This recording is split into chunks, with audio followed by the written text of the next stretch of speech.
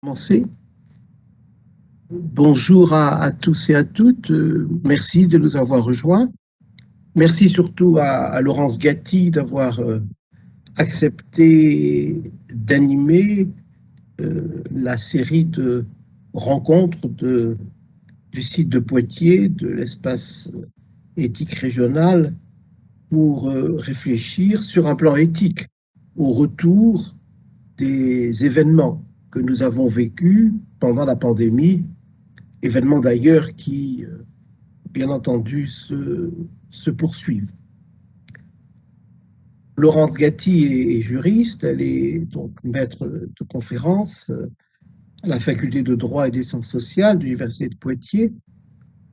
Nous avons aussi de l'ERENA la joie de travailler avec elle pour poursuivre une longue tradition de collaboration entre la faculté de médecine et pharmacie au sens large du terme, et puis la faculté de droit et des sciences sociales à travers les juristes spécialisés en droit pour la santé.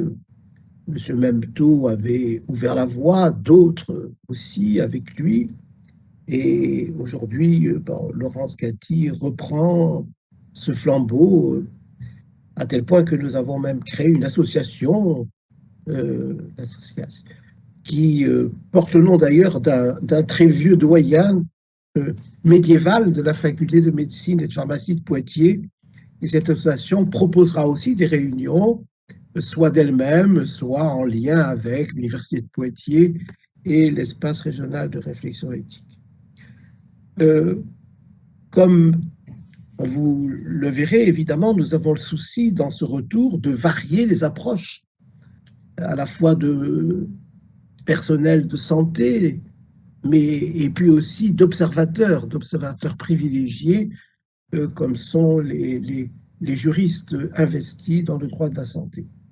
Et finalement, le texte, le sujet plutôt qui nous a rassemblés, a été de réfléchir à ce qu'étaient devenus les droits du malade en ces temps de Covid. Avant de laisser la parole à Laurence Gatti, que je remercie encore, je voudrais demander à tous les participants de bien vouloir interrompre leur caméra, sauf bien sûr Laurence Gatti et puis les organisateurs, afin d'améliorer la bande passante de notre communication. D'autre part, vous pouvez poser vos questions tout au long de l'exposé de Laurence Gatti par le chat. Ces questions seront relayées par Mélianie Le Bihan, que vous voyez devant vous, voilà, qui est chargée de mission à l'espace éthique et qui se charge avec moi, évidemment, d'assurer l'organisation de cette journée, à la fois sur un plan matériel, mais aussi sur un plan intellectuel. Voilà, donc Mélianie Le Bihan rassemblera les questions et nous les répercutera en fin d'épreuve. Nous allons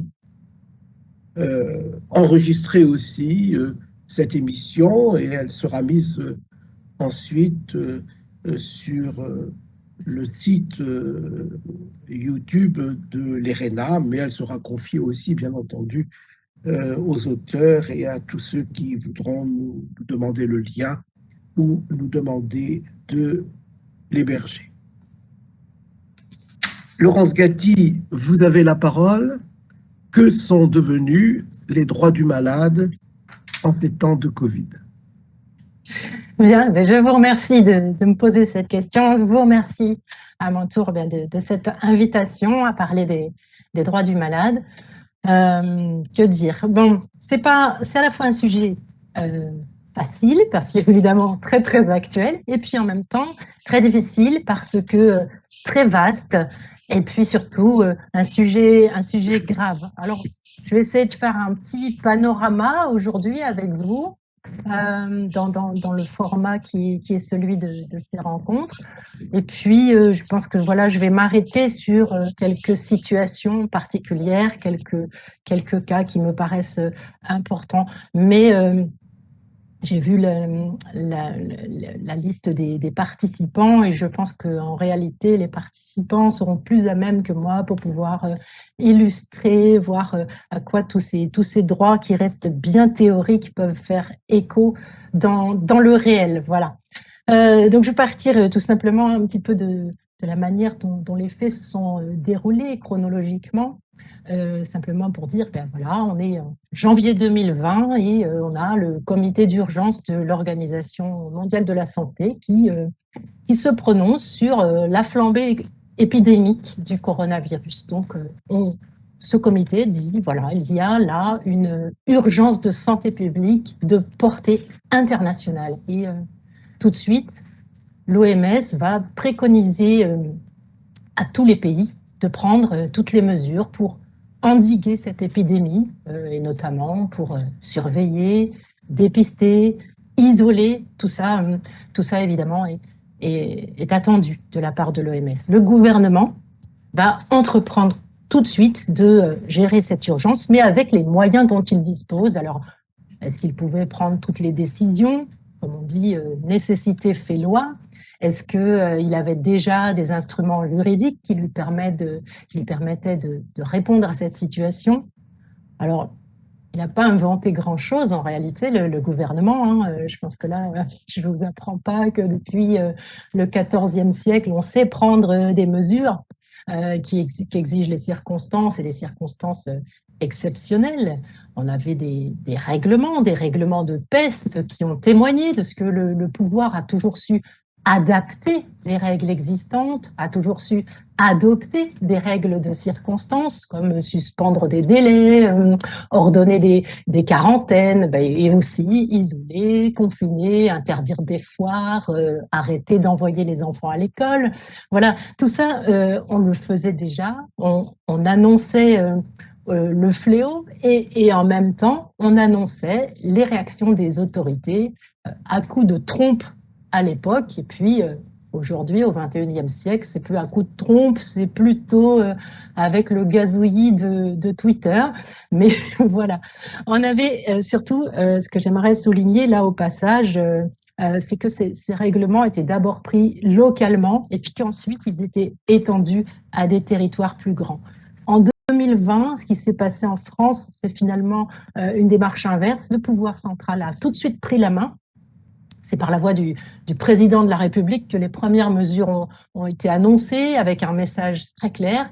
La priorité absolue pour notre nation, ça sera notre santé. Donc là, on a donné tout de suite des consignes, on a décidé des fermetures et puis on a déclaré la guerre sanitaire avec des règles qui se sont donc durcies. Il y avait déjà des moyens juridiques dès le début de la crise, hein, ce qu'on appelle des pouvoirs de police, un régime d'état d'urgence qui existait déjà, qui peut-être pouvait être aménagé. Et puis, dans le Code de la santé publique, on avait eu quelques années plus tôt un nouveau régime spécifique qui était dédié aux menaces sanitaires graves. Ça faisait suite au drame d'AZF, à l'anthrax, au chikungunya. Donc, on avait quand même déjà des choses. Mais enfin, voilà, ça c'est très français. À chaque difficulté, il faut une loi. Et donc, c'est la mécanique française. On a donc décidé de voter une loi d'urgence pour donner au pouvoir exécutif les moyens de faire face à cette urgence. Et tout de suite, on a dit, on pourra imposer des mesures d'hygiène, imposer des mesures de comportement comme la distanciation sociale, comme les mesures barrières. Et effectivement, dès le début, on a dit, les particuliers, les citoyens vont pouvoir voir leur liberté d'aller et de venir limitée dans l'intérêt de leur santé à eux et de la santé publique. Alors, avec cet état d'urgence sanitaire, on a tout de suite voulu frapper fort. C'est sûr qu'il y a eu des mesures impopulaires, qu'il y a eu des mesures coûteuses. On a voulu montrer que c'était quelque chose de grave. C'est sûr qu'on aurait pu utiliser le régime qui existait déjà.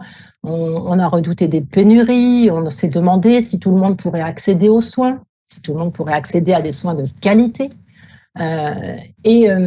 le fait que la santé soit mise en péril par le Covid a justifié la restriction de droits et libertés fondamentaux, comme la liberté d'aller et venir avec le confinement ou les quarantaines, ou le droit au respect de la vie privée et familiale. Donc il faut bien se rendre à l'évidence que les droits fondamentaux ne sont plus premiers, mais qu'on voit bien qu'ils deviennent secondaires et que tout va passer après la protection de la santé. Mais cette protection de la santé, qui est un objectif à valeur constitutionnelle, est-ce qu'elle est réductible, la santé, à la préservation de la vie? Est-ce qu'elle ne concerne que l'état physique? Est-ce que justement, quand on dit santé, on ne parle pas aussi des droits des patients? Donc bien sûr que les mesures qui ont été prises pour protéger la santé ont eu des répercussions sur les droits des patients, comme sur tous les autres droits. Alors souvent, les médias ont donné à penser que les droits des patients étaient menacés. Les droits des patients sont les droits de la personne en contexte sanitaire, à la fois dans sa relation avec les professionnels, dans ses rapports avec un État. Un État dont on a bien dit qu'il était toujours plus hygiéniste, toujours plus autoritaire, même quand les prescriptions sont assez douces, c'est-à-dire même quand elles passent par des slogans. Pour votre santé, mangez au moins 5 fruits et légumes par jour. Pour votre santé, bougez plus. Donc les droits des patients, ce sont des droits individuels, ce sont aussi des droits collectifs exercés par les représentants des usagers. Les droits collectifs et l'intervention des représentants des usagers, c'est quelque chose qui va traverser cet exposé parce qu'ils ont apporté beaucoup de témoignages, ils ont beaucoup contribué à la diffusion d'informations, ce qui était particulièrement nécessaire dans cette période de crise. C'est vrai que la médecine est toujours autant une affaire sociale qu'une affaire personnelle, mais ce qu'on voit avec cette crise, c'est que le curseur se déplace immanquablement. Il se déplace immanquablement en situation de catastrophe. Est-ce que le Covid a produit sur certains droits illustre bien ce glissement. Ça vient actualiser des choses qu'on a connues depuis longtemps, comme quand Georges Duhamel parlait de l'étatisme, en disant l'étatisme, c'est la doctrine qui fait que l'État prend tous les pouvoirs, que l'État a tous les devoirs et que, du même coup, tous les droits de l'individu se trouvent écartés, évincés.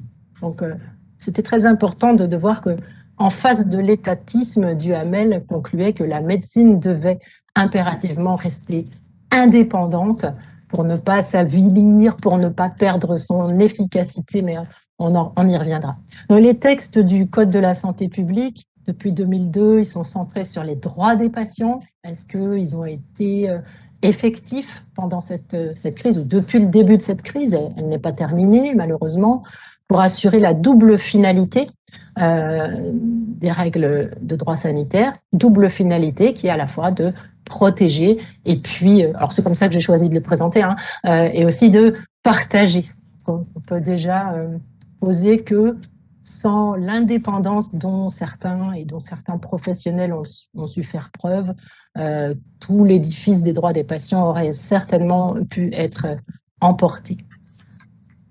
Pour parler de la protection, de l'objectif de protection, tout d'abord, dans la première partie du Code de la santé publique, je fais quelques petits rappels. On démarre avec la protection générale de la santé. Dans le premier livre, on parle de la protection des personnes en matière de santé. Et puis, c'est là qu'on va trouver les droits des personnes malades. Donc ici, je vais aborder ces droits dans une division qui est peut-être artificielle, elle est critiquée, mais qui permet de structurer un peu le propos entre des principes généraux et des règles spéciales. Ce qu'on peut voir, c'est que on demeure toujours une personne, même quand on devient un patient. Donc, on a des droits qui relèvent à la fois de l'un et de l'autre de ces rôles, en fait. Demeurer une personne, là, ça semble assez simple, assez évident, et pourtant, dans le quotidien, dans le concret, ça ne l'est pas toujours. Toute personne a droit à la vie, toute personne a droit au respect de sa dignité, de son intégrité, de sa liberté, ou encore de sa vie privée. Ce sont des droits de l'homme ou des libertés fondamentales. On ne sait pas toujours très bien distinguer entre les deux. Si je suis libre de faire quelque chose, a priori, c'est que j'ai le droit de le faire. On peut dire que la liberté serait l'expression d'un choix qui n'est pas prédéfini, d'un pouvoir d'autodétermination, tandis que quand on a des droits, c'est précisément le droit qui les délimite, le droit qui dit que ça, c'est utile pour organiser la société.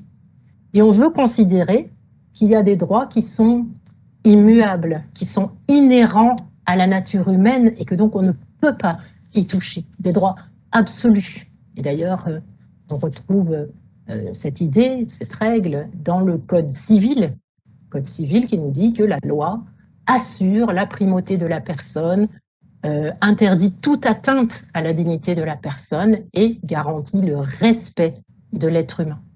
C'est une règle qui figure dans le Code civil. C'est pourtant une règle issue d'une loi de bioéthique. On s'est demandé à ce moment-là s'il n'y aurait pas une hiérarchie entre le Code civil et le Code de la santé publique, mais on sait qu'en 2002, le Code de la santé publique a aussi intégré les droits des patients, qui s'est approprié également les droits et les libertés en mettant en exergue le droit à la protection de la santé. Des droits absolus, parce que nous sommes des personnes et nous demeurons des personnes avant d'être des patients. Et on a vu en 2020 que ces droits absolus devenaient relatifs. En 2020, la tension qui avait pu apparaître entre la protection de la santé et les autres droits a été résolue par le gouvernement. Finalement, la tension éthique n'a pas paru causer trop de doutes politiques. Ce n'est pas un management dans l'incertitude, c'est un management de l'incertitude dans une société qui va affirmer que tout se gère. Alors on sait qu'on ne sait pas, les experts ne s'accordent pas, mais il faut agir. C'est un petit peu comme ça qu'on avance. Si on a pu déclarer, notamment le président de France Asso Santé a dit que la crise ne devait en aucun cas éclipser les droits fondamentaux de chacun.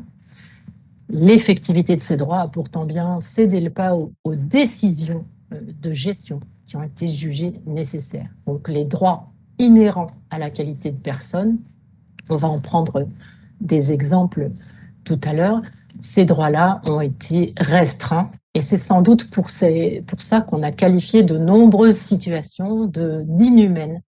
On a pu espérer que les droits et libertés ne seraient affectés que le moins longtemps possible, mais c'est évident que parfois il peut y avoir des débordements et qu'il est important que chacun veille utilement à ce que les décisions prises soient toujours appropriées, soient toujours adaptées aux circonstances, proportionnées aux risques. Parmi les vigiles, parmi les défenseurs, il y a le défenseur des droits qui est attentif à ce qu'il n'y ait pas d'atteinte excessive aux libertés. La liberté est la règle, la restriction c'est l'exception. Mais voilà, on a nos droits, mais ils ne sont pas effectifs en toutes circonstances. Alors, on a dans le Code de la santé publique, mais à peu près dans tous les textes normatifs de ces dernières années, la dignité qui est partout en filigrane, qui est le principe qui fonde les droits de la personne. Dans le Code de la santé publique, on nous dit que toute personne malade a droit au respect de sa dignité, on nous dit que toute personne a droit à une fin de vie digne, que le médecin sauvegarde la dignité du mourant, qu'on sauvegarde la dignité de la personne du malade, etc., etc. Alors, dans certains écrits, on peut vouloir distinguer vivre dignement de mourir dignement. Dans le dernier ouvrage de Marie de Henzel, L'adieu interdit, elle dit que c'est au fond une seule et même chose. Alors c'est vrai que les milieux religieux peut-être envisageront davantage la dignité dans la mort, tandis que les laïcs seront plutôt intéressés à la dignité dans la vie.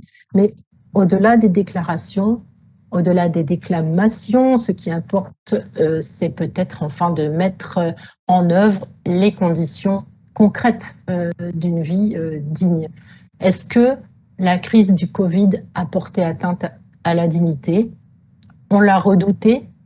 Le Comité consultatif national d'éthique a exprimé que la dignité d'une personne n'est pas tributaire de son utilité et que quand on a pensé qu'il pouvait y avoir un prix, les considérations économiques ne devraient pas l'emporter sur la dignité, que cette dignité, en fait, c'était une exigence fondamentale.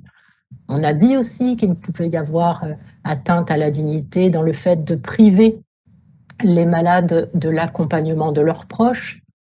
Le Haut Conseil de la santé publique a aussi fait référence à la dignité pour préserver la dignité des défunts, en évoquant les soins du corps, le respect du corps, tout comme le respect de la personne, ne cesse pas avec la mort. Ça, c'est une règle que l'on retrouve aussi bien dans le Code civil que dans le Code de la santé publique. Alors, on peut, sur ce point, dire le Conseil d'État a admis que empêcher des proches de voir une dernière fois le défunt était effectivement contraire au droit. Mais il n'a pas fondé sa décision sur la dignité, mais sur l'atteinte au droit au respect de la vie familiale. C'est pour dire que les grands principes ne sont pas toujours les meilleures armes pour la défense des droits.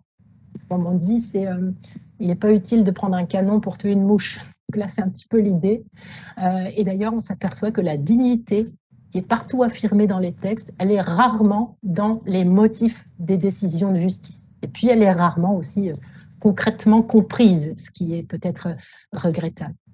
Alors, c'est peut-être parce qu'il y a toujours cette tension entre la dignité et la dignité, c'est-à-dire entre la dignité ontologique qui est inhérente à la personne et puis la dignité posturale, subjective. Je pense aux propos du philosophe Éric Fiat et à son ouvrage sur cette question qui est très, très intéressant et qui reprend une distinction assez ancienne. Donc, un concept de dignité à la fois confus et instrumentalisé. Donc, tantôt, la dignité va imposer des limites à tout le monde, et puis tantôt, la dignité va justifier la liberté. Donc, en faire un principe juridique, certains pensent que c'est un progrès, d'autres pensent que c'est un danger. On la trouve dans tous les textes, Déclaration universelle des droits de l'homme, Convention internationale des droits de l'enfant, Convention d'Oviedo, le Conseil constitutionnel a dit, voilà, la sauvegarde de la dignité, c'est un principe à valeur constitutionnelle. Donc, parce que c'est un principe à valeur constitutionnelle, ce principe s'impose aux législateurs. Enfin, le débat sur ces différentes conceptions de la dignité, c'est sûrement un débat creux. J'ai entendu récemment Didier Sicard le dire à la radio. C'est vrai qu'il importe d'être concret. On peut reprocher au texte de loi de l'être de moins en moins. Un grand professeur, Philippe Mallory, disait que les lois étaient trop bavardes et je crois qu'on peut le rejoindre. La notion de dignité a tout de même servi.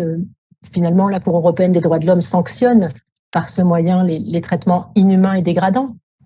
Laisser souffrir une personne sans tout faire pour la soulager, c'est contraire à la dignité. Mais on a aussi des textes qui imposent expressément de soulager la souffrance. Alors, on n'est pas obligé d'invoquer la dignité pour faire soulager la souffrance, mais soulager la souffrance, au fond, c'est un moyen de respecter la dignité. Mais on voit qu'on n'est même pas toujours d'accord sur ce que l'on fait, les raisons pour lesquelles on le fait ou les conséquences de ce qu'on fait. L'usage du Rivotril pendant la crise, j'ai vu que selon certains professionnels, c'est une chose positive qui permet une prise en charge palliative, une fin de vie apaisée et sans souffrance.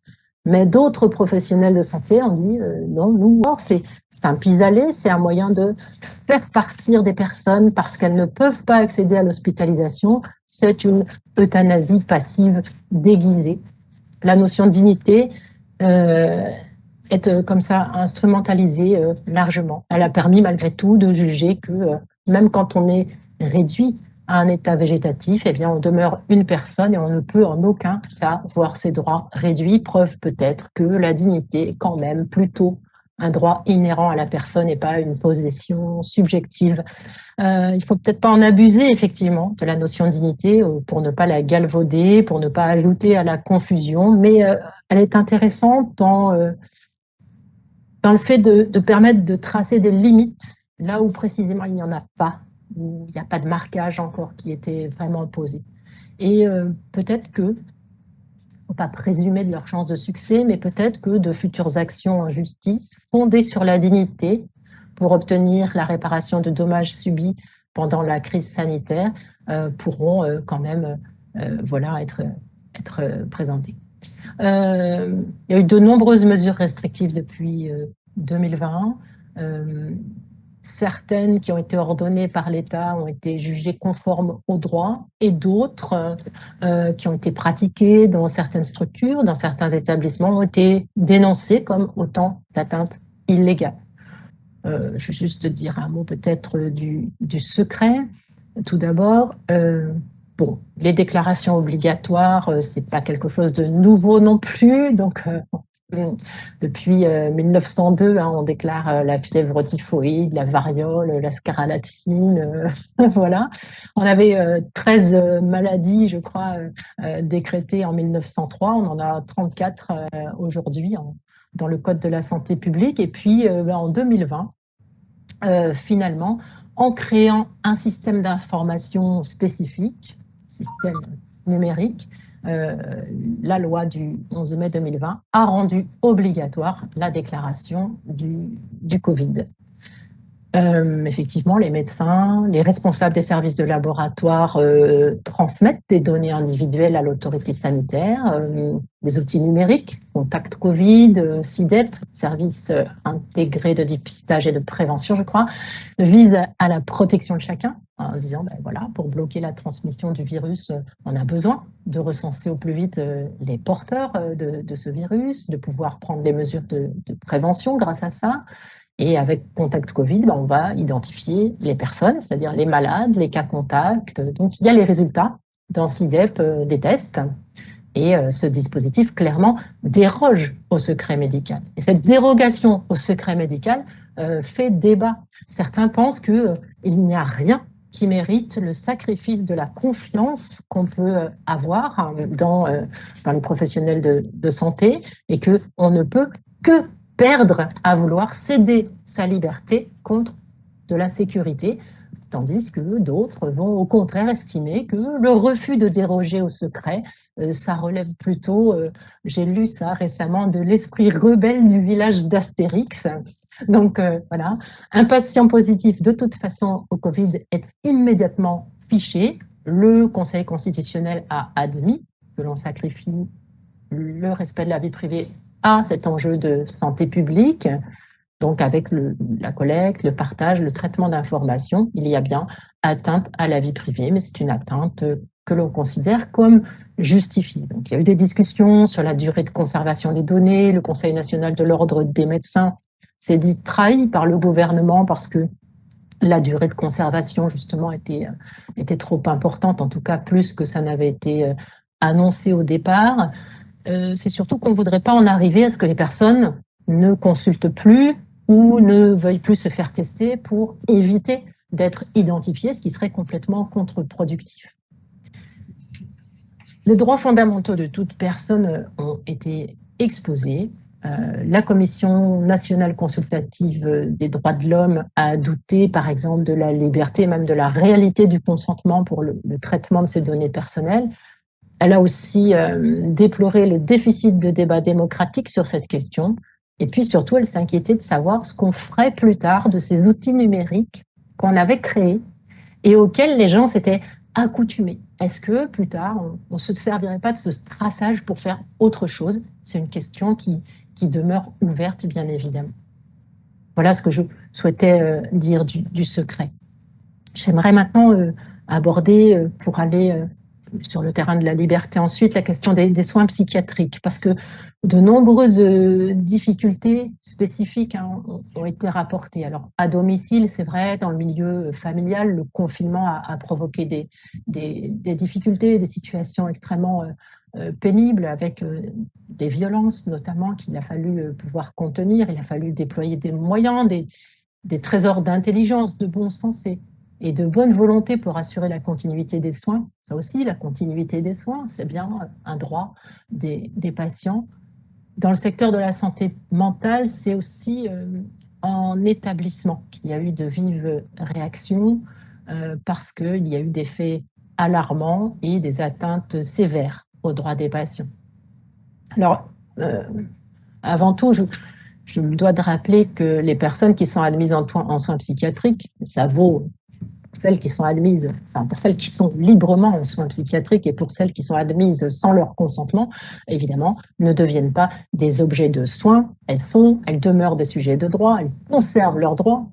c'est en tout cas voilà ce que disent les textes, c'est ce que rappelle le Code de la santé publique. Les restrictions à l'exercice des libertés individuelles doivent être adaptées, nécessaires, proportionnées. On retrouve ces termes partout, adaptées, nécessaires, proportionnées. Ici, c'est une adaptation, une proportion à l'état mental, à la mise en œuvre du traitement, et ce qui est dit également, en toutes circonstances, la dignité de la personne doit être respectée.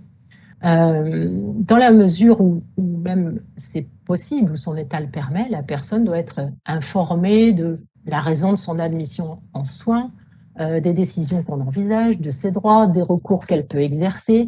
Et le Code de la santé publique dit qu'elle a le droit de communiquer avec les autorités, avec des organes de contrôle, comme le contrôleur général des lieux de privation de liberté, qu'elle a le droit de prendre contact avec un avocat, avec un médecin, de correspondre avec l'extérieur. Contrôleur général des lieux de privation de liberté, eh bien justement, il a été avisé de situations inadmissibles, illégales, dégradantes, à propos desquelles il a interpellé le ministre de la Santé l'année dernière. Il a fallu trouver un équilibre entre les contraintes liées aux soins et les contraintes liées au Covid. Et pour les hospitalisations en soins psychiatriques, on a dit que les restrictions aussi devaient être adaptées, proportionnées, limitées dans le temps, etc. Il y a un cadre légal strict pour les soins sans consentement. Ce cadre n'a pas été envisagé dans un but préventif. Ce cadre n'a pas été envisagé dans un but collectif de protection de la santé. Ce qu'on dit, c'est qu'il ne peut y avoir de contraintes que si les troubles mentaux rendent impossible le consentement, que si l'État impose des soins, que si l'État impose une surveillance, l'état de la personne. Le patient qui est en soins psychiatriques libres, s'il ne respecte pas les consignes sanitaires, on peut lui donner des avertissements, on peut prononcer sa sortie en assurant évidemment la continuité des soins, ça, puisque c'est donc un droit aussi, il ne s'agit pas d'abandonner ce patient, il faut lui proposer une alternative. Mais en tout cas, on peut le faire sortir. La difficulté, on l'a rencontrée surtout pour les patients qui étaient admis en soins psychiatriques sans consentement et qui étaient hospitalisés. Alors là, la crise sanitaire a rendu les difficultés intenses. On a confondu, tout à l'heure je parlais d'une tension entre dignité et dignité. Là, j'ai envie de dire, on a confondu isolement et isolement en perdant de vue la finalité. Le sens de l'action, à quoi ça sert, pourquoi on isole quelqu'un. En psychiatrie, on est sorti du cadre. On a isolé pour éviter la propagation du virus, alors que l'isolement en psychiatrie, c'est pour prévenir un dommage immédiat pour le patient sur décision d'un psychiatre uniquement par rapport à l'évaluation du patient, de sa situation et des risques qui se présentent. Donc, on pourrait contester le caractère immédiat du dommage dont on veut se prémunir. On pourrait surtout contester la proportionnalité de certaines décisions. Et pour prendre la mesure des décisions qui ont été prises, on peut voir une recommandation du contrôleur général des lieux de privation de liberté. Il raconte, il expose que des patients ont été enfermés 24 heures sur 24 sans que leur état clinique psychiatrique le justifie, sans décision médicale d'un psychiatre, sans traçabilité, dans des espaces dangereux qui n'étaient pas aménagés à cet effet, qu'on les a enfermés sur décision du généraliste, des décisions prises sur le fondement d'une circulaire qui ne disait pas ça, mais qu'on a traduite dans les faits de cette manière. Ça aussi, c'est quelque chose de plus en plus fréquent. On reçoit des directives, des recommandations, et puis on en fait quelque chose de plus important que ça n'était au départ. On s'impose plus de contraintes que finalement l'État n'en a envoyé. Donc, de confinement strict en chambre fermée à clé, des décisions tout à fait illégales qui ont été mises en œuvre en plus dans des conditions dites indignes, précisément, avec des chambres qui recevaient la lumière naturelle que par une baie vitrée non ouvrable, que par une imposte verticale de 20 cm, des gens qui se trouvaient là en pyjama, en tissu déchirable, qui n'avaient plus leurs sous-vêtements, dans des locaux qui n'étaient pas équipés de douches.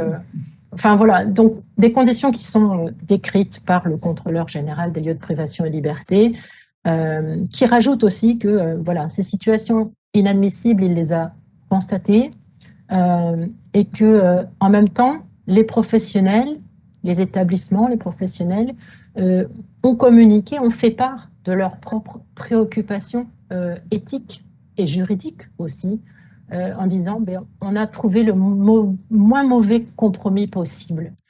Il fallait faire quelque chose et en même temps on était dans le désarroi, faute de soutien de la part de nos tutelles.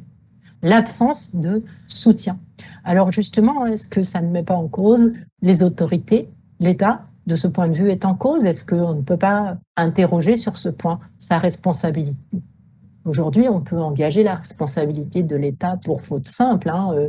Pour s'exonérer, il faudrait qu'il invoque la force majeure. Il n'est pas certain que cette épidémie puisse constituer un cas de force majeure, parce que si elle n'est pas la dernière, ce n'est pas la première non plus. On l'a vu, on en connaissait au Moyen-Âge, donc c'est pas nouveau. Et puis plus récemment, il y a eu des épisodes qui ont justifié la création de ce régime contre les menaces sanitaires graves, donc il y avait des moyens de raisonner là-dessus. Donc on reproche notamment à l'État le manque d'équipements de protection, le manque de tests, le manque de lits, le manque de personnel et maintenant le manque de soutien. Qu'est-ce que l'État n'a pas fait qu'il aurait pu faire? Ce sont les juges qui auront à répondre à cette question dans le cadre des actions qui sont engagées, mais les professionnels qui se sont trouvés indûment exposés à des risques, est-ce que ça n'a pas contribué justement à accroître, à augmenter les mesures qu'ils ont dû prendre pour faire face à cette situation dans l'abandon, d'une certaine façon, dans lequel ils se trouvaient. Ils n'ont pas eu de masque, ils ont reçu des directives, des vade-mecum, des consignes, des recommandations, des fiches. Alors des fiches, mais il y a une fiche qui dit l'utilisation de la chambre d'isolement seulement parce qu'il est à risque viral potentiel doit être proscrite. Bon, voilà, évidemment. Mais et après, qu'est-ce qu'on fait quotidiennement? Et donc, le résultat, l'effet produit est que les droits des patients en psychiatrie ont été affectés. Voilà. Pendant ce temps-là, dans les EHPAD, on s'est aussi affranchi de tout un tas de règles. On a pu aussi donner à voir le pire et souvent avec les meilleures intentions. Et on a pu se trouver dans des situations de création de prisons de fait. Le défenseur des droits, cette fois, une autre autorité, vient de dénoncer ces atteintes illégales dans un rapport qui a été diffusé il y a quelques jours, avec des résidents empêchés de circuler dans l'établissement ou au dehors, avec des résidents se voyant imposer des horaires sans aucune justification médicale, sans aucun contrôle judiciaire. C'est pas une nouveauté. Simplement, le Covid a permis d'avoir une meilleure exposition médiatique. Ce sont des mesures illégales qui sont la plupart du temps prises pour éviter une hypothétique mise en jeu de responsabilité si jamais il arrivait du mal au résident, si jamais sa sécurité était affectée. C'est vrai qu'on redoute souvent moins les risques de la liberté entravée que les risques de la liberté débridée. Alors on a peut-être raison, parce que judiciairement parlant, si le résident se blesse, sa famille attaquera certainement l'établissement. En revanche, si le résident est enfermé, a fortiori à la demande de sa famille, personne n'ira s'en plaindre. Donc ce ne sont pas les circonstances qui sont en cause et la loi ne va pas imposer d'être éthiquement soucieux. On peut bien affirmer en droit qu'il faut respecter la volonté, qu'il faut un consentement, une autorisation pour ceci, pour cela. On ne respecte pas l'autre, on ne respecte pas sa personne, on ne respecte pas ses droits, on ne respecte pas sa dignité sur le seul critère du bien, alors même qu'on ne sait pas précisément définir le bien comme fin, mais au nom de cette fin pourtant, on est prêt à employer tous les moyens. Quand la liberté est en jeu, j'en viens à la question procédurale, le juge, normalement, vient garantir qu'aucune atteinte ne lui est portée illégalement. Une ordonnance a été publiée par le gouvernement pour permettre des audiences dématérialisées par visioconférence, par tout moyen de communication.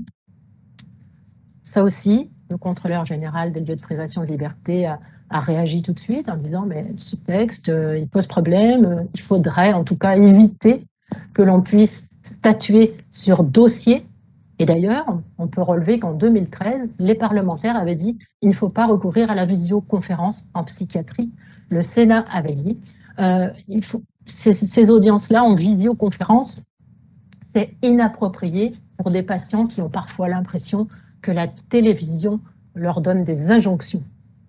Bien, aujourd'hui, depuis la crise du Covid, le texte est dans le Code de la santé publique. Alors, il faut le consentement du patient comme condition de recours à la visioconférence, un avis médical qui permette de dire que son état mental n'y fait pas obstacle. Mais là aussi, on pourrait réfléchir à la qualité de ce consentement au nom duquel on justifie des exceptions qui sont assez importantes. Alors, l'institution, le métier, l'État, l'amour même, tout ça a pu justifier ce qui semblait ne pas pouvoir être justifié ou ne plus pouvoir être justifié. Les personnes, leurs droits, leurs sentiments, tout a été affecté par une gestion autoritaire, par une gestion empressée, par une gestion erratique de cette crise.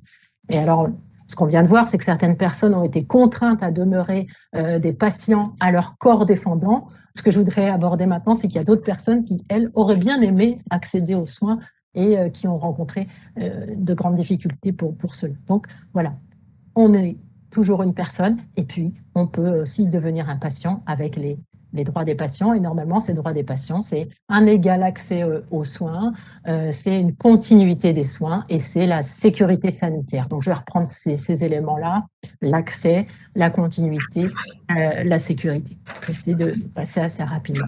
L'effectivité des droits.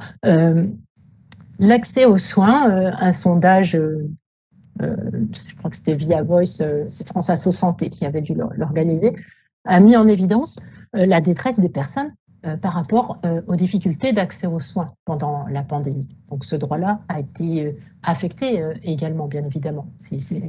Les résultats de ce sondage ont conforté des témoignages qui avaient été recueillis depuis le début de la gestion de la crise, beaucoup de soins reportés, sinon annulés, à l'initiative des professionnels, c'est vrai, mais aussi à l'initiative des patients parce que ils étaient angoissés, parce que finalement, par peur, ils ont préféré ne pas bénéficier de soins.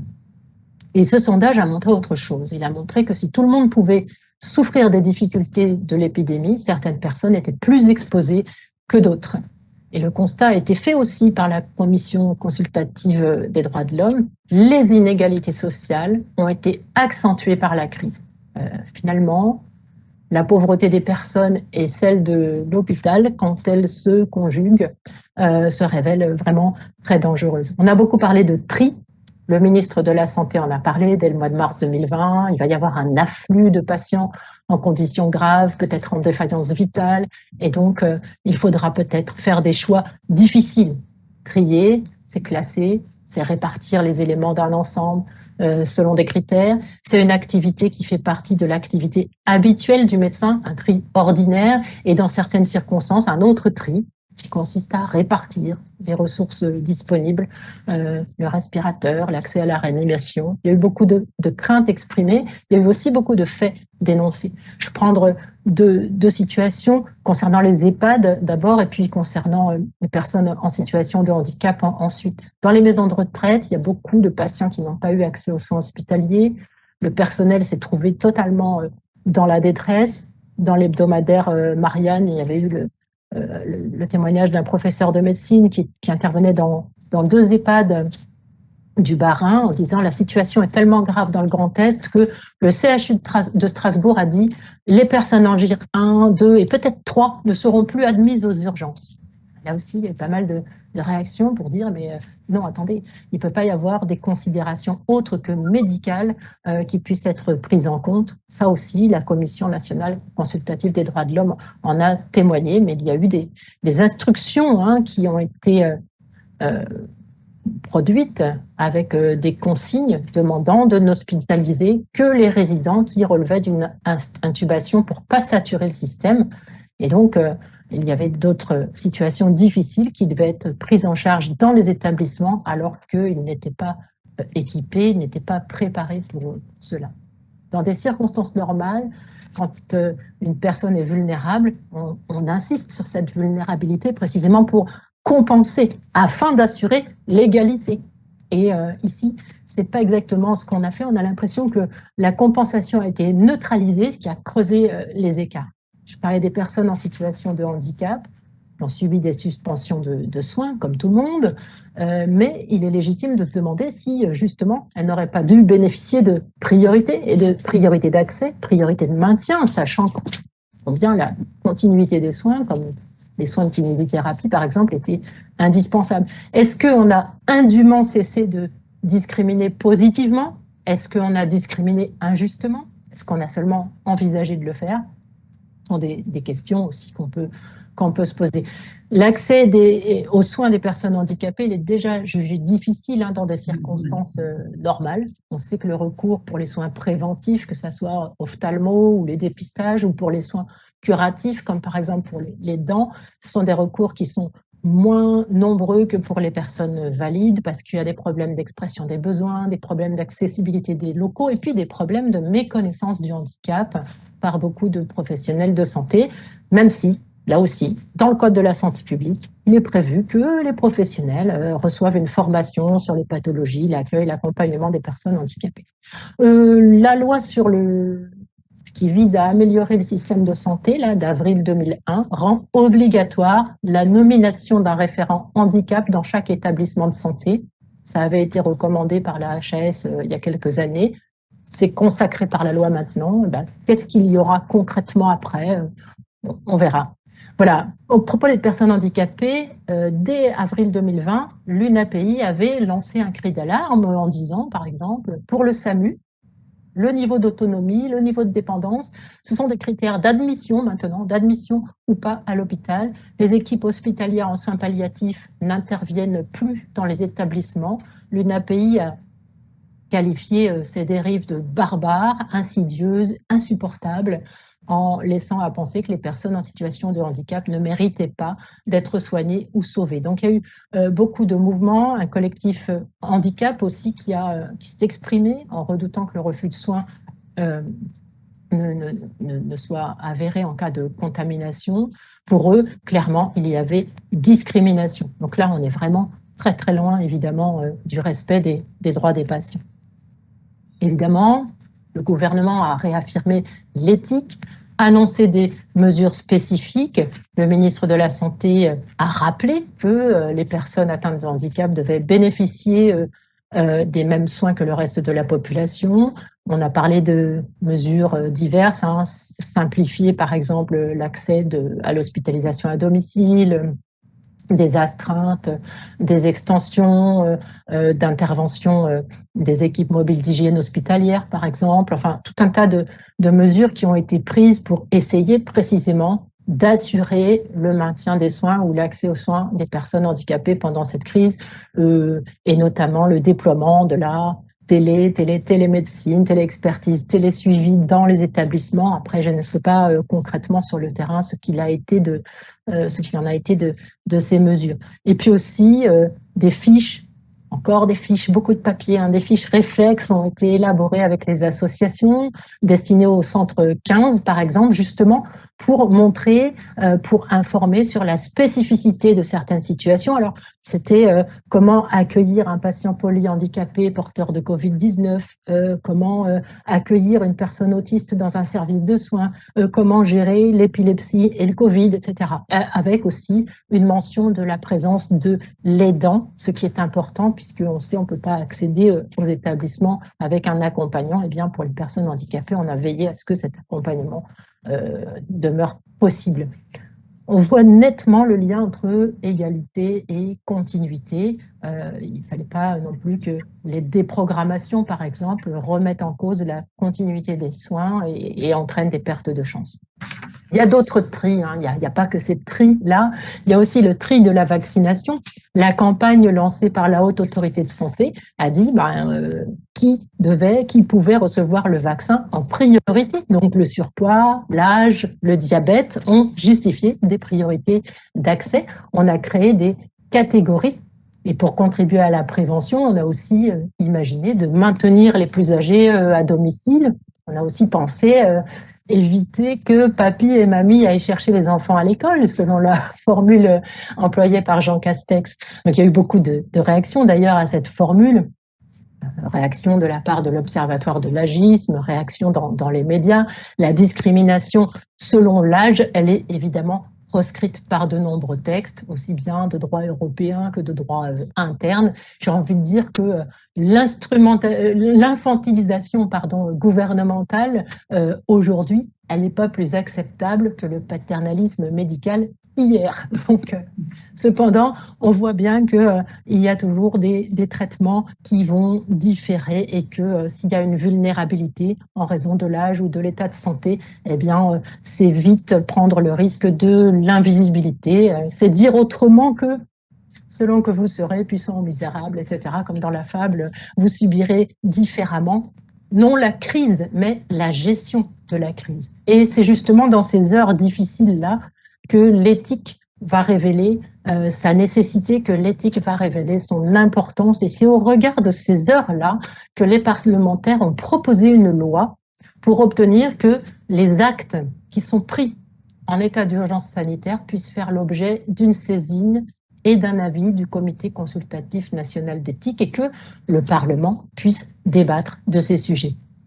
Voilà pour l'accès aux soins. Je vois que le temps passe vite. Je vais peut-être dire un mot de la continuité. C'est vrai que sur la continuité, je voudrais juste préciser des choses qui ont été dites, ainsi que toutes les interventions programmées n'ont pas été déprogrammées. D'ailleurs, toutes n'étaient pas déprogrammables, que les médecins sont restés aux commandes, même si la coordination a été confiée aux ARS, mais le personnel a manqué. Il a fallu, comme on dit, déshabiller Pierre pour habiller Paul, retirer du personnel à des services pour en pourvoir d'autres. Donc, il a fallu faire des choix, surtout lors de la première vague, où il y a eu un arrêt massif des activités qui a pu être constaté. De nombreux cancers n'ont pas été diagnostiqués. On sait que le nombre habituel de dépistage n'a pas été atteint. Axel Kahn disait qu'il y aurait finalement sans doute des milliers de personnes qui allaient mourir dans les 5 années à venir alors qu'elles auraient pu vivre. Là, il y a un chiffre noir inconnu aujourd'hui. Ce sont des décès qui seront à inscrire au passif de la discontinuité de la première vague qui n'a pas été compensée. Et puis, je voudrais dire un mot aussi de la sécurité, puisque la sécurité des soins, ça intéresse aussi les patients. Ça invite à s'interroger sur la responsabilité des établissements de santé, parce qu'il y a eu des infections de Covid contractées au cours des séjours dans les établissements. La règle, c'est qu'ils sont responsables des dommages qui résultent d'infections nosocomiales, sauf si peuvent rapporter la preuve d'une cause étrangère, mais de nombreux cas ont été rapportés. S'il n'y avait pas d'infection au moment de l'admission ou d'incubation au début de la prise en soins, si on ne peut pas prouver que l'infection n'a pas été causée par les soins, ce qui ne sera pas facile, la responsabilité à l'égard du patient sera engagée malgré les précautions qui ont pu être prises. Et puis le préjudice peut être grave puisque dans plusieurs cas documentés, le préjudice, c'est le décès de la personne contaminée. Santé publique France a recensé des dizaines de milliers de Covid nosocomiaux en cours ou au décours de prise en charge dans des établissements de santé. Alors des Covid qui ont touché des patients, des professionnels, des visiteurs, avec 172 décès de patients liés au Covid nosocomial, avec des foyers dans des services non Covid, aux urgences, qui sont causés par plein de facteurs, relâchement des gestes barrières, les chambres doubles, et puis aussi, ce qui est mis en cause, c'est le refus de vaccination des professionnels, qui est aussi pointé du doigt. De ce point de vue, les familles endeuillées disent et qu'elles entendent obtenir réparation. Sécurité, qualité, liberté, égalité, tout a été touché. On aurait pu espérer que la fraternité suffise à activer le soin des autres, le respect des contraintes, mais on a assisté à une autre sorte de guerre, à une guerre entre générations. Il y a un rapport des petits frères des pauvres qui parle à ce sujet d'un risque de fracture intergénérationnelle.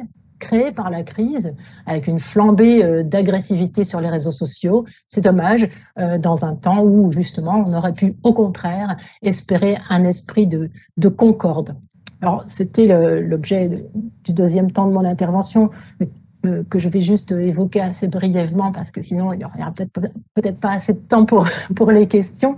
Je voulais parler du partage maintenant, mais du partage au sens du partage de déjà la décision médicale partagée, hein, cette idée-là, partager, c'est à entendre ici comme participer, mais c'est aussi à entendre comme être solidaire, compatir.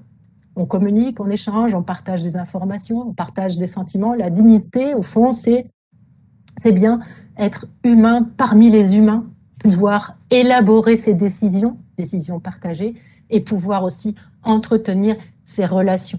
Élaborer les décisions, bon, je voulais juste dire que 2 points sur l'information et sur le consentement. L'information, bon, les règles, on les connaît, il faut informer le patient de façon loyale, explicite, adaptée. Il y a des questions qui se posent par rapport au contenu de l'information. Le ministre de la Santé, encore lui, il est beaucoup question de lui aujourd'hui, a voulu rassurer. Alors en décembre 2020, il a dit, il a écrit au Conseil de l'Ordre des médecins pour dire vous ne serez pas tenu responsable au motif que vous aurez délivré une information insuffisante aux patients sur les effets indésirables méconnus au moment de la vaccination. Alors ça, c'est un petit peu une lapalissade parce que je ne vois pas comment on pourrait dire ce qu'on ne sait pas et comment on pourrait se le voir reprocher. Néanmoins, ça ne fait pas disparaître le devoir d'information du médecin. Il faut tout de même informer. Ça veut dire ce que l'on sait et seulement ce que l'on sait. En quoi la vaccination est utile, urgente, quelles sont les conséquences, quels sont les risques qu'on connaît déjà. Et puis aussi parler du rapport justement bénéfice-risque. Et là, on note un glissement sur le bénéfice-risque. Au fond, c'est passé d'une information individuelle au risque populationnel, alors qu'en réalité, l'information sur le bénéfice-risque pour le patient est bien de nature individuelle. Mais là, le collectif l'a emporté, même dans le discours de nombreux médecins. Et normalement, ça c'est un petit peu pour... Le droit à l'information porte aussi sur les alternatives thérapeutiques, mais là, le médecin ne vient pas présenter les différents vaccins et puis hop, on laisse le choix au patient. Non. Là, le patient n'aura pas le choix entre 2 vaccins, mais ceci dit, il n'a pas le choix non plus entre une série d'antibiotiques. Hein. Le médecin a sa liberté de prescription, ce qui crée aussi à sa charge des responsabilités. Voilà, tout ça, il y a le droit commun de l'information que les mesures sanitaires ne paralysent pas. Après, il y a des règles spécifiques qui seront prévues pour les majeurs protégés, par exemple. Juste attirer l'attention que l'information ne peut pas être délivrée à n'importe quelle personne chargée d'une mesure de protection juridique. Il y a vraiment un cadre strict qui a été revu en 2020. Si on sort de ce cadre, il faut bien être clair, il y a violation de secret médical. Une personne protégée qui n'est que assistée par la personne qui la protège peut empêcher la diffusion de l'information à son protecteur. Donc, il y a vraiment que certains cas très réduits dans lesquels on pourra délivrer l'information aussi bien au protecteur qu'à la personne protégée. En tout cas, l'information, quand on a affaire à un patient majeur protégé, doit être délivrée prioritairement, sinon exclusivement, à la personne protégée. Et uniquement au protecteur s'il est détenteur d'un pouvoir de représentation en matière personnelle. Mais là, c'est un petit peu technique, je ne vais pas rentrer sur ce terrain aujourd'hui. Comment est-ce qu'on délivre cette information? Tout ça a été dit. Je veux juste rappeler, au-delà des différentes recommandations qui existent et que vous connaissez mieux que moi, puisque je sais que vous êtes de nombreux professionnels de santé dans l'assistance, c'est surtout de dire que là aussi, on a eu des pratiques d'écrits qui ont pu être remis, surtout dans les établissements sociaux, pour dire finalement, c'est très important pour tous les résidents d'être vaccinés aujourd'hui. Non. L'écrit ne peut pas être le support, ne sera pas un support suffisant de l'information. les règles, encore une fois, n'ont pas changé. L'écrit va compléter l'oral, mais la règle, c'est l'oral. Et on ne peut pas se contenter de dire que le vaccin est d'intérêt général. Et en cas de litige, c'est le professionnel de santé qui a la charge de la preuve, c'est lui qui doit prouver qu'il a délivré l'information. Alors, sur le consentement, maintenant, on reste toujours dans cette histoire de décision partagée. Là, on a beaucoup de termes, hein, adhésion, participation, volonté, assentiment, etc. Les médias, les différentes instances qui se sont prononcées sur le consentement ont usé à peu près de tous les synonymes qu'on peut trouver dans un dictionnaire. Il faudra 2 points, consentement pour le dépistage, par exemple, consentement pour la vaccination ensuite. Pour le dépistage, à s'en tenir au texte, le dépistage n'est obligatoire pour personne, y compris pour les cas contacts.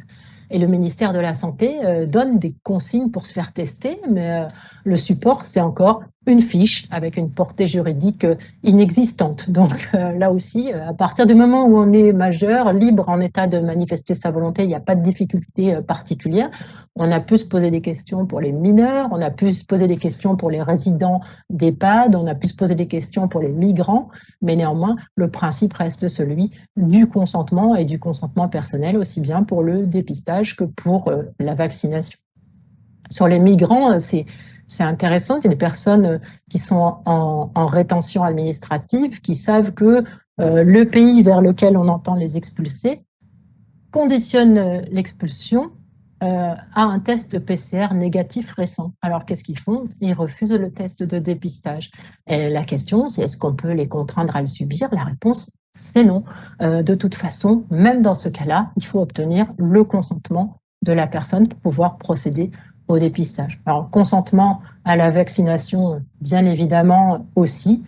On peut être quand même un petit peu étonné de se rendre compte que on nous dit que voilà, dans les établissements, dans les EHPAD, ça sont les chiffres du défenseur des droits, il y a 600 000 personnes, il y en a 260 000 qui souffrent d'une maladie dégénérative, il y en a 28% qui sont sous protection juridique, et on obtient un résultat de 100%, quasiment 100% des résidents des maisons de retraite spécialisées vaccinés. Alors là, c'est assez étonnant quand on met tout ça en relation. Et je pense que là aussi, on peut s'interroger sur la réalité du consentement des personnes qui ont été vaccinées. Voilà. Donc, droit de consentir, droit de refuser, évidemment, et puis des situations particulières sur les personnes hors d'état de manifester leur volonté. Après, bien sûr, il y a des obligations légales de vaccination qui font exception au consentement. On sait qu'on met en question le caractère facultatif pour les professionnels de santé. Puis il y a aussi la suggestion libertarienne, c'est-à-dire vous pourrez recouvrer des droits si vous êtes vacciné. Donc on exerce aussi là une contrainte sur votre consentement. Donc effectivement, c'est la question du pass sanitaire, par exemple, du passeport vaccinal. Donc est-ce qu'il n'y a pas une contrainte exercée sur le consentement? Est-ce que c'est pas une manière aussi de forcer un petit peu les choses? Mon dernier point, c'est de dire l'entretien d'une relation. Bon, je pense que vous avez compris que ça fait référence au droit aux visites, au droit au respect de la vie privée et familiale. C'est vrai que les visites, ça n'a pas toujours été autorisé dans les hôpitaux. D'abord, ça a été réglementé, et puis ensuite, on sait que voilà, ça peut aussi être faire l'objet de décisions de police administrative de la part du directeur de l'hôpital, par exemple. En matière de visite, les proches n'ont pas de droits, ils ont plutôt des devoirs. Maintenant, c'est quand même un droit du patient de recevoir la visite de ses proches. D'ailleurs, on retrouve ce droit dans la charte du patient hospitalisé. Donc, il y a aussi certainement à attendre beaucoup de décisions liées aux difficultés, aux conséquences graves de personnes qui ont été empêchées de voir leurs proches une dernière fois alors que sa vie prenait fin, et puis le préjudice subi par celui aussi qui a dû mourir seul, privé de la visite des siens. Alors les services de soins palliatifs ont été touchés. J'ai vu que des professionnels comme le professeur Aubry avaient su transgresser les règles. Il n'est pas le seul à l'avoir fait. Les équipes de réanimation aussi, pour certaines, ont assumé des exceptions parce que il leur paraissait inacceptable de laisser des patients mourir seuls sans la présence de leur famille proche. Voilà ce que je veux dire au terme de tout ça, c'est que la crise a confirmé que tous les droits, toutes les libertés, même fondamentaux, pouvaient être bouleversés, pouvaient être restreints en temps de crise. Non seulement ils le pouvaient, mais ils l'ont été, et que tout ça a sans doute créé des régressions, des risques aussi pour l'avenir. Encore une fois, le mal, c'est pas le virus, en tout cas, c'est pas le virus tout seul, ce sont les mesures sanitaires qui ont été prises en conséquence. Et ce que la crise a fait aux droits des patients comporte une part de fatalité, mais il y a aussi ce que la crise a fait au droit, le droit, si on peut dire, avec un D majuscule. Et là, on peut aussi penser qu'il y a une dérive. Il y a une guerre contre le virus, mais les armes qu'on déploie contre le virus, finalement, montrent qu'il y a une nouvelle culture. Que dans cette nouvelle culture, les hommes sont plutôt des unités isolées, analysées, quantifiées, et que la délibération devient un petit peu illusoire, que la démocratie, que le colloque singulier, tout ça, très rapidement peut devenir ou redevenir des droits de papier. Des foires aux questions, des fiches réflexes, des guides, des recommandations, des portfolios, des messages d'alerte rapide sanitaire, les MARS, des lignes directrices, etc. Les écrits des sociétés savantes. Vous voyez ce que je veux dire? C'est un amas de prescriptions qui ont été déclinés partout, avec lesquels les professionnels ont dû se débrouiller, en plus des difficultés du quotidien. Alors oui, on peut admettre différentes restrictions. Ensuite, on peut se demander aussi comment est-ce qu'on a forcé un petit peu les choses, c'est-à-dire que, je vous l'ai dit, il y a eu beaucoup de recommandations, pas forcément beaucoup de droits étatiques. Ça met en cause la démocratie, vraiment, parce que quand on apprend au journal télévisé qu'il faudra faire comme ceci, ou quand on apprend sur Twitter qu'il faudra faire comme cela, ça devient un petit peu compliqué. Alors on sait qu'il y a ces nouvelles pratiques de manipulation douce, hein, autrement dit le fameux nudge, dire à quelqu'un qu'un masque est grand public permet de dire aux gens n'achetez pas de FFP2, c'est pas pour vous. Parler à toute heure de la mort dans les médias fait comprendre aux gens que l'heure est grave et comme ça les gens se tiennent tranquilles. Donc il y a aussi voilà des manières de faire intérioriser les règles, des règles qui ne sont plus votées par le Parlement représentant du peuple, mais qui sont décidées par un exécutif qui a pris vraiment les choses en main avec le conseil de différents experts, de différentes structures qui ont été élus par personne. Donc malgré toutes les compétences et tout l'intérêt de ces conseils, on peut se poser un certain nombre de questions.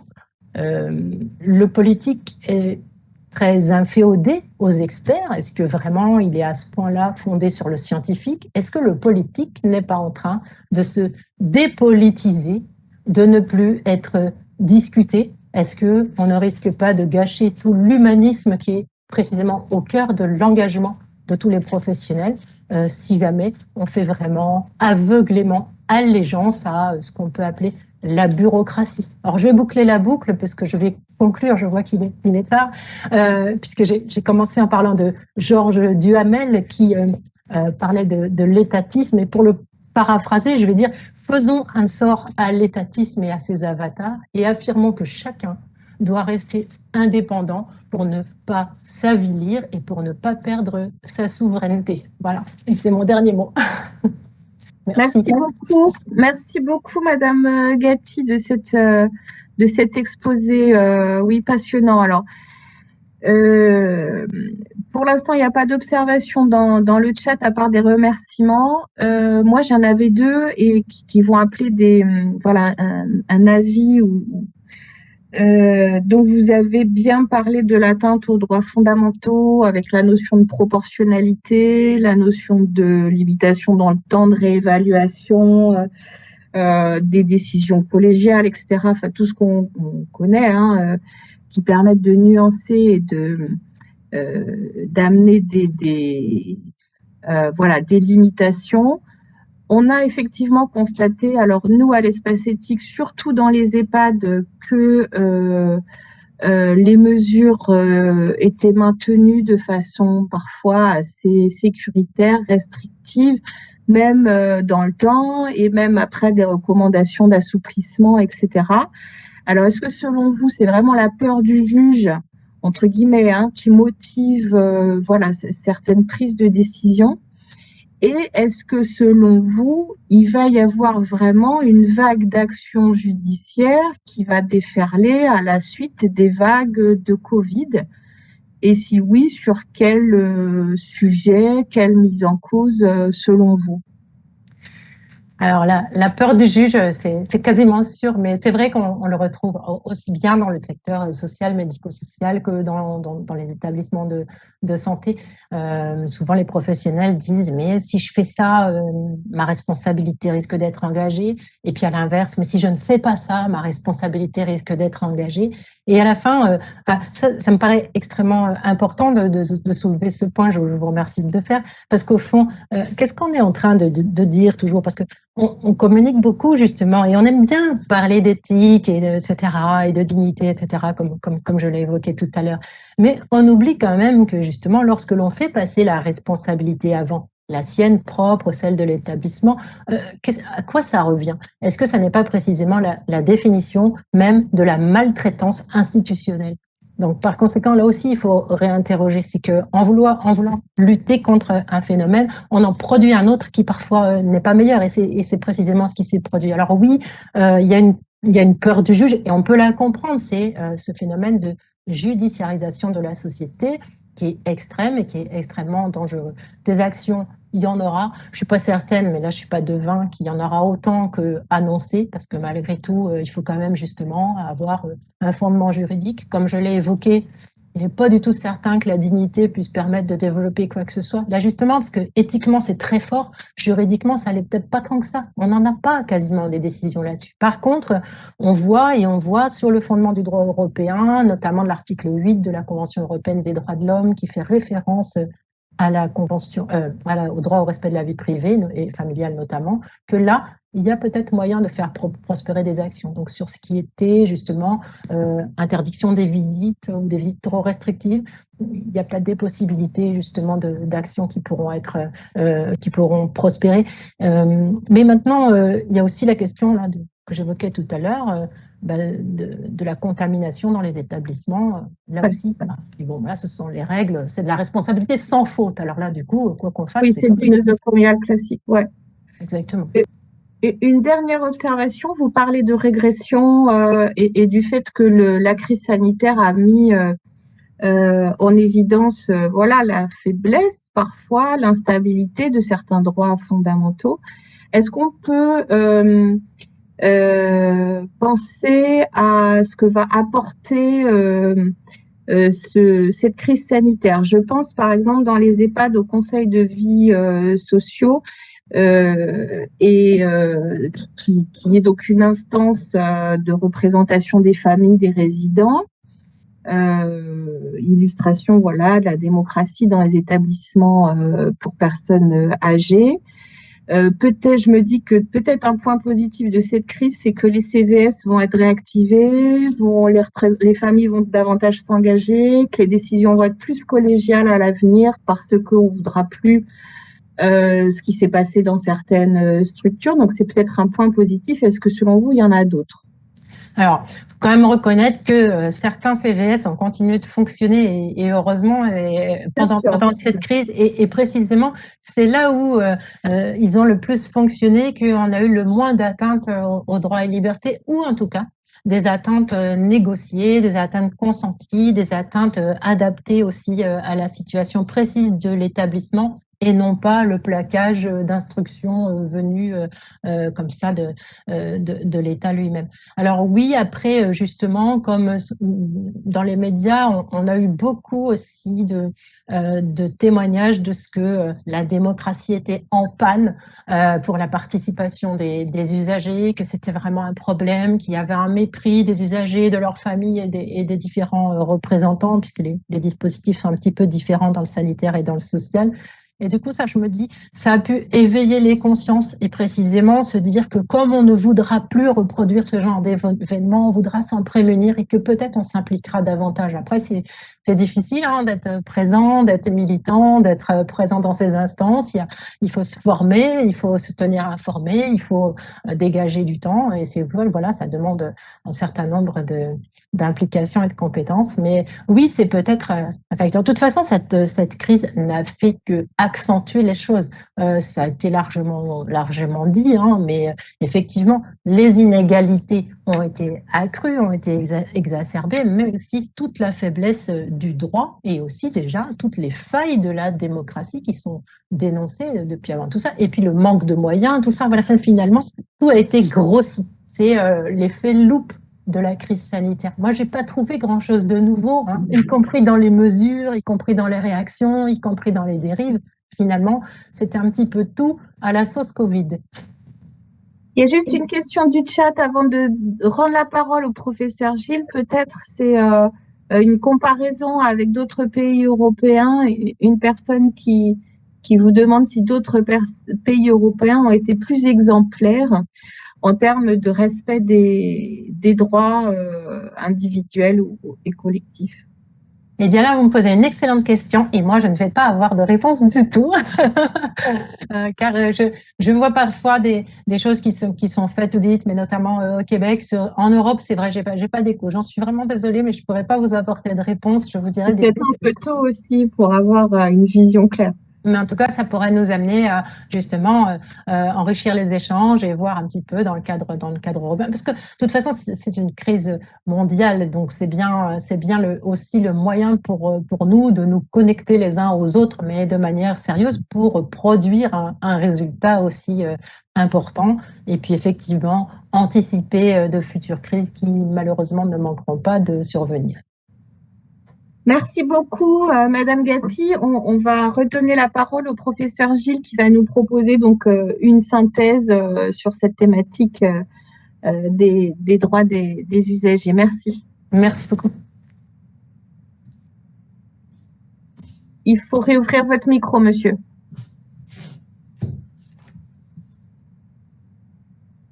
Monsieur Gilles, il faut réouvrir votre micro.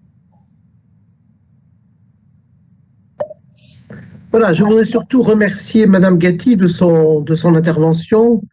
Je n'ai rien à ajouter, bien entendu, pour compléter ce qu'elle a dit, mais il est vrai que ces interrogations montrent que dès l'instant où le droit se pose des questions, bien, il devient de l'éthique, quoi, finalement. Et que le droit n'est pas ce que l'on croit, c'est-à-dire une série d'applications passive de prétextes dans lequel seule la complexité tiendrait lieu en quelque sorte de facteur décisionnel. Non, il y a une nécessité d'intervention personnelle pour interpréter, pour juger les conséquences humaines et surtout pour juger des dérives possibles qui, dans des moments de crise comme celle que nous avons vécue et que nous vivons encore, se font de manière insidieuse. Il y a en effet des transferts de sens, des transferts de signification. Vous l'avez évoqué, et c'est vrai que c'est extrêmement frappant. Nous avons pu assister, en effet, à une surexposition, en quelque sorte, du pouvoir administratif par rapport à ce qu'on appelle le pouvoir judiciaire, qui lui est un vrai pouvoir, j'allais dire, et qui est resté relativement en seconde position, alors que le pouvoir administratif est devenu tout à fait exubérant. Alors bien entendu, c'était pour la bonne cause, et au nom de la bonne cause, que ne peut-on pas justifier? Là encore, dans ce que nous disons, dans ce que vous nous avez dit, ce ne sont pas les bonnes intentions qui doivent être mises en cause, mais les bonnes intentions ne suffisent pas à légitimer un acte sur un plan éthique. Et votre remarque sur les recommandations est tout à fait pertinente dans le vécu que nous avons pu observer. on voit en effet insensiblement une recommandation devenir une injonction, et cette injonction devenir plus puissante que le droit lui-même. Euh, il est plus facile de brûler un feu rouge ou de traverser une grande avenue en dehors d'un passage clouté que d'entrer dans une institution sans PCR. Alors évidemment, vous n'êtes pas obligé de faire une PCR, mais si vous ne faites pas de PCR, vous ne voyez pas votre proche. Alors effectivement, il y a là un glissement qui est toujours inquiétant, sitôt qu'il n'est pas conscientisé par ceux qui ont ce pouvoir énorme de décision que la crise leur affecte. Parce que, évidemment, une PCR ratée pour 1000 raisons peut du coup entraîner une souffrance décrétée administrativement, alors que il s'agit pratiquement de ce qu'on peut appeler des décisions de basse justice. Au Moyen Âge, la justice élémentaire n'a pas à être rendue par des administratifs, mais évidemment, c'est l'urgence sanitaire qui a fait qu'il a fallu accepter, évidemment, un certain nombre de restrictions. Alors, c'est vrai aussi, et j'ai beaucoup été en phase avec vous quand vous êtes étonné des conditions du consentement. Nous avions pensé, euh, d'ailleurs en lien avec l'agence régionale de santé, qu'au début de la vaccination dans les EHPAD, il y allait y avoir des réticences nombreuses. Et nous avions même proposé une charte pour réfléchir. Et puis, nous nous sommes aperçus que non, il n'y a pas eu de réticence, que tout s'est passé d'une manière parfaitement huilée. euh, et, et finalement, on sent que dans ces situations de crise, l'être humain, par sa condition vulnérable, est piégé d'une part par la faiblesse qui lui est imposée par le poids des institutions dans lesquelles il se déploie. Si vous ne faites pas ceci, vous êtes libre, mais vous ne pourrez pas faire cela. Mais ça, vous n'êtes pas obligé de le faire. Vous n'êtes pas obligé de voir votre proche. Vous n'êtes pas du tout obligé d'aller assister au corps, à regarder une dernière fois le visage du défunt. Mais alors, à côté de ce poids-là, il y a eu aussi dans la vaccination un autre phénomène, c'est le phénomène espérance. C'est jouer sur l'espérance. Je dis jouer, je veux dire d'une manière triste, puisque finalement, une partie des consentements n'était pas un consentement à la vaccination, mais un consentement en quelque sorte métaphorique ou symbolique, car en fait, il était déplacé vers un espoir de libération. Puisque la vaccination va me permettre d'être libre et de voir les miens, eh bien, oui, j'accepte de vacciner.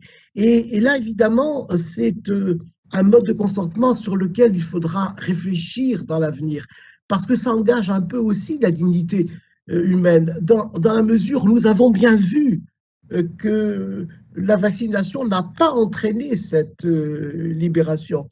Et nous, à la cellule d'écoute et dialogue éthique de Nouvelle-Aquitaine, nous avons pu constater qu'alors que les recours étaient demeurés pratiquement absents pendant cette vague vaccinatoire ascendante, sitôt que les vaccinations sont devenues importantes en nombre, eh bien, les recours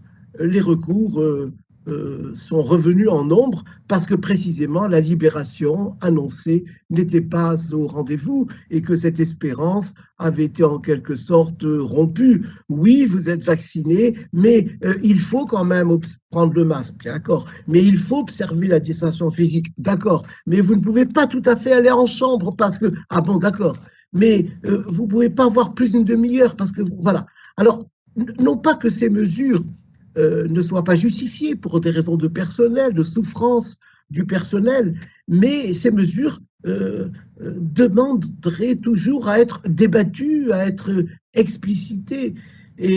à être développé pour que, vous avez évoqué la fraternité, pour qu'on sente bien que les uns et les autres sont sur le même bateau et qu'il n'y a pas deux camps qui s'affrontent. Celui qui est chargé de protéger les autres et les pauvres protégés qui ne sont que des outils que l'on somme en quelque sorte de préserver leur vie cellulaire et biologique. Donc je crois que vous avez raison. Oui, les libertés, les droits ont été mis à mal, peut-être pour un plus grand bien. Le temps du bilan viendra, mais il est sûr que dans ce domaine-là, il faudra réfléchir aux limites aussi. Voilà, aux limites. Sur le fronton du temple de Delphes, il y avait deux inscriptions. Bon, l'une est très connue, la seconde, les moi, c'est rien de trop. Voilà. Médagan en grec, rien de trop. Pas de démesure.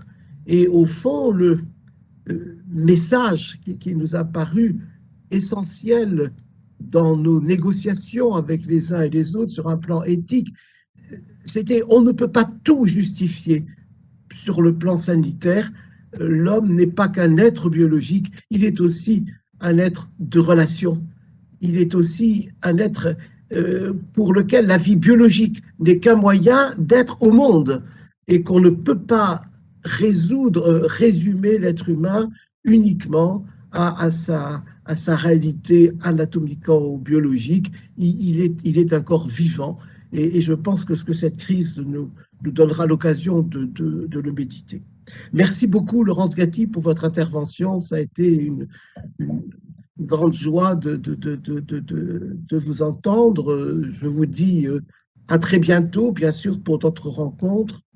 Je remercie tous les auditeurs, ceux qui nous suivent, ceux qui partagent avec nous les réflexions humbles que nous pouvons déployer avec un seul souci qui est tout simple, mais qui est bien sûr peut-être lui aussi démesuré, mais assumons-le, essayer de faire advenir en l'homme chaque jour un tout petit peu plus d'humanité. Saint-Exupéry le disait, ce qui compte, c'est de faire un pas, encore un pas. C'est toujours le même pas que l'on recommence.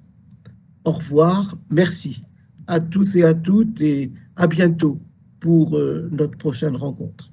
Au revoir.